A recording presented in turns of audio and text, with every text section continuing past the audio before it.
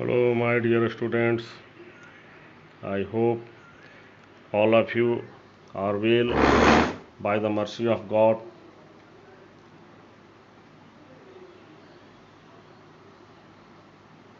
कल हमने nature of planning के बारे में बताया था, उसके पहले भी मीनिंग ऑफ प्लानिंग और प्रोसेस ऑफ प्लानिंग के बारे में हमने क्लियर कर दिया था। आज मैं इम्पोर्टेंस ऑफ प्लानिंग के बारे में जिक्र करने जा रहा हूँ।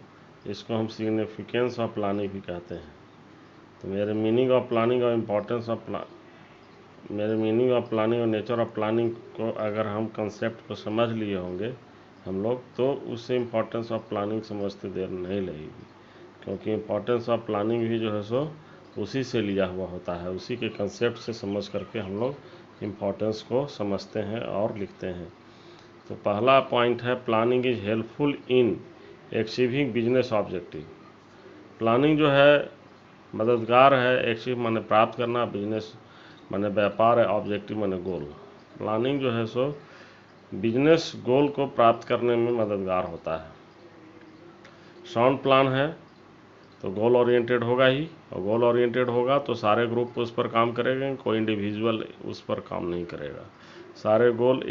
सारे ग्रुप मिलकर के एक गोल पर कार्य करेंगे और गोल को अचीव कर लेंगे, क्योंकि उससे यूनिटी होगा, और यूनिटी होगा तो स्ट्रेंथ आएगा, और स्ट्रेंथ आएगा तो गोल की प्राप्ति हो जाएगी ऑटोमेटिक, निश्चित। ये पहला पॉइंट है। दूसरा पॉइंट है, planning reduces future uncertainties and enable us to fact it. Planning जो है फ्यूचर अनसर्टेनिटीज को कम करता है। ये भी एक अच्छा इंपॉर्टेंट पॉइंट है, क्योंकि भविष्य गर्म में होता है, फ्यूचर गर्म में होता है, और उस अनसर्टेनिटीज़ को हम घटा सकते हैं। फ्यूचर तो फ्यूचर है और रिस्क तो रिस्क है, असर्टेन है, ये है, भविष्य गर्म में होता है, और उसको कम किया जा सकता है। किसके द्वारा? तो प्लानिंग के द्वारा कम किया जा सकता है, और ये हम लोगों को लायक बनाता है किसी भी चीज़ को सच्ची तरह से करने के लिए, यानी enables us to fact it. Planning enables the best possible use of resources. हमारे को ऑर्गेनाइजेशन में ह्यूमन रिसोर्स होता है, फिनेंशियल रिसोर्स होता है, फिजिकल रिसोर्स होता है, बहुत रिसोर्सेज होता है, लेकिन उसका सही ढंग से यूटिलाइज नहीं हो पाता है, जिसके चलते जो है सो वो ऑर्गेनाइजेशन आगे नहीं बढ़ पाता है। ऑर्गेनाइजेशन को आगे बढ़ाने के लिए उसको सही तरह से प्लानिंग बना करके अगर कोई भी काम सही टाइम पर किया जाए तो उस रिसोर्सेज का बहुत तरह से यूज भी हो जाएगा, और ऑर्गेनाइजेशन भी बढ़ेगा, प्रॉफिट मैक्सिमाइजेशन भी होगा, कस्टमर सेटिस्फैक्शन भी होगा, एम्प्लॉय सेटिस्फैक्शन भी होगा, सारा चीज़ में सेटिस्फैक्शन होगा, और ऑर्गेनाइजेशन और आगे बढ़ेगा ही। चौथा पॉइंट आता है इफेक्टिव कोऑर्डिनेशन। कोऑर्डिनेशन सबसे पहला वर्ड को समझिए। इफेक्टिव का मतलब होता है प्रभावपूर्ण। कोऑर्डिनेट सबसे बना है, और कोऑर्डिनेट का मतलब होता है प्रॉपर रिलेशनशिप में लाना। कोऑर्डिनेशन के बारे में डिफिनेशन भी है। Coordination is the orderly arrangement of group efforts to achieve the organisational objectives. प्रभावपूर्ण ढंग से प्लानिंग जो है सो सबको ग्रुप में एक तरफ लाता है। ग्रुप जो है सो एक दूसरे से इम्प्रेसिव होता है और एक दूसरे से इंटरैक्टिव होता है। कहने का मतलब है कि एक इफेक्टिव कोऑर्डिनेशन बनता है, एक इफेक्टिव कोरिलेशन बनता है, एक रिलेशन बनता है, एक सिंक्रोनाइजेशन इफर्ट्स होता है एक दूसरे के बीच में। तो ये एक बहुत बड़ा इंपॉर्टेंट चीज़ है कि प्लानिंग जो है सो एक इफेक्टिव कोऑर्डिनेशन लाता है। ये एक बहुत ही बड़ा इंपॉर्टेंट पॉइंट है। पांचवा है, planning facilitates decision making and promotes creativity. Planning जो सुविधा देता है डिसीजन मेकिंग का और क्रिएटिविटी को प्रमोट करता है, इनोवेशन को प्रमोट करता है। हमने बोला था कि प्लानिंग करने के दरमियान में बहुत सारे अल्टरनेटिव होते हैं, और उसमें से अल्टरनेटिव्स को रिकॉग्नाइज करके साउंड प्लानर जो होता है, जो टॉप मैनेजमेंट होता है, उसमें से बेस्ट चॉइस को चूज करता है, बेस्ट अल्टरनेटिव को चूज करता है, और क्रिएटिविटी को प्रमोट करता है।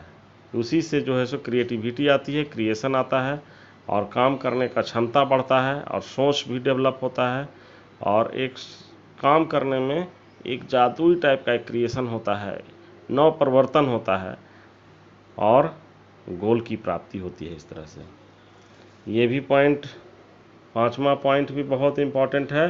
Planning facilitates decision making and promotes creativity. छठा पॉइंट है helpful in development and expansion.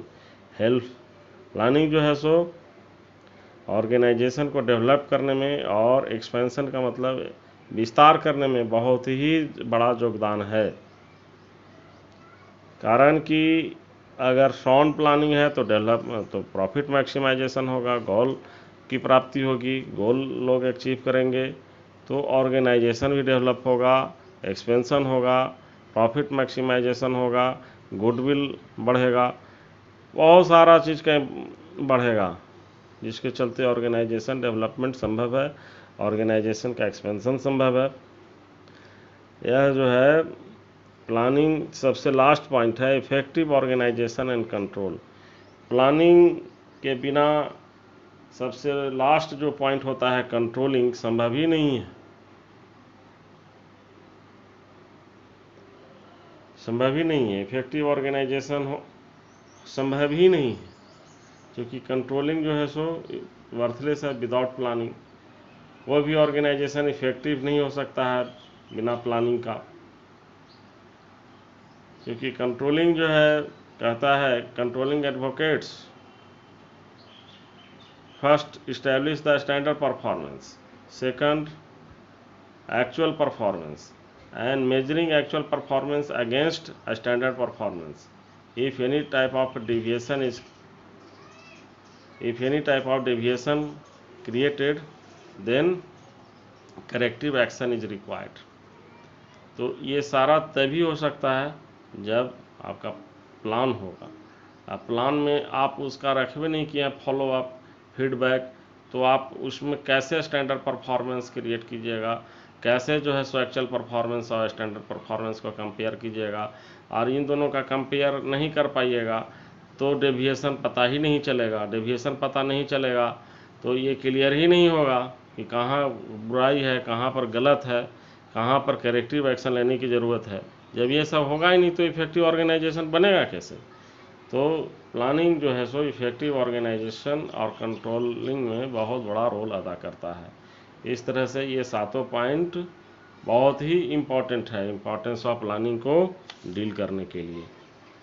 तो हम समझते हैं कि आप लोग इसको समझ गए होंगे, और नहीं समझ में आवे तो इसको बार बार वीडियो को रिप्ले करके देखेंगे। एंड इसी के साथ मैं आपके मैं एक अच्छे भविष्य की कामना करता हूँ। I wish you best future ahead. Thank you very much, best of luck.